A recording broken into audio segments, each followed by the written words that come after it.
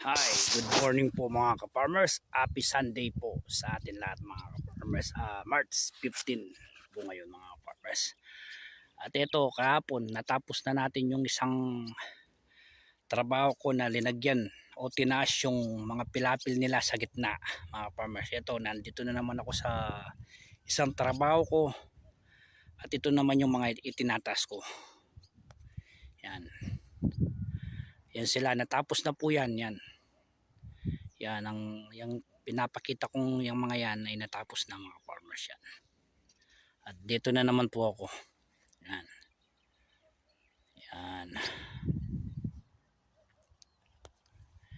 Mayroon pong nagtatanong mga ka-farmers, ang may isang ka-farmers po tayo nagtatanong ano daw po yung ginagamit kong pantaas mga ka-farmers sa mga pilapil sa gitna ng mais. Ka-farmers, yan kasi mga ka-farmers, pinungkal ko yan ay yung kung alam mo yung mga pambungkal na double blade kasi yung ginamit ko, pinagbungkal sa mga yan. Ngayon ito, itinatas ko yung parang pilapil ko, ito yung single blade lang. Yan, single blade lang siya. Yun, farmers, single blade lang po siya. Yung iba kasi ginagamit nila makina at yan ganyan tulad yan, yan malalim na yan sa double blade. Para sa akin kasi mga ka-farmers, ayaw ko pa yung ganyang kataas kasi pag pinatubigan mo yan, ano ka lang ng konti, tatalikod ka lang ng konti ay masisira na yan. Yung tubig mo ay kakalat na sa mga mais. Kung minsan kung saan yung mababa, dun pupunta yung tubig.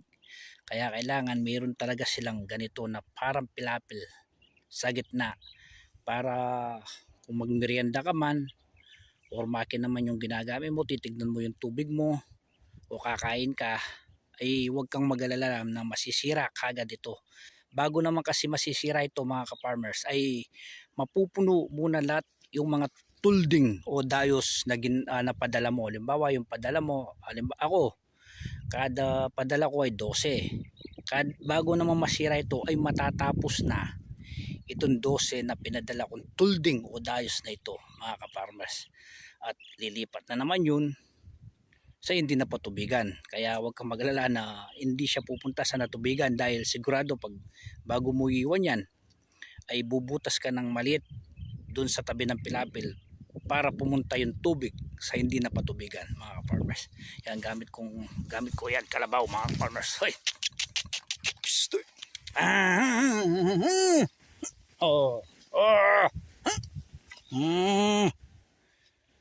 Gamit ko ay kalabaw mga farmers. Yung iba marami na rin mga makina ang ginagamit nila dito mga farmers. Yun lang mga farmers.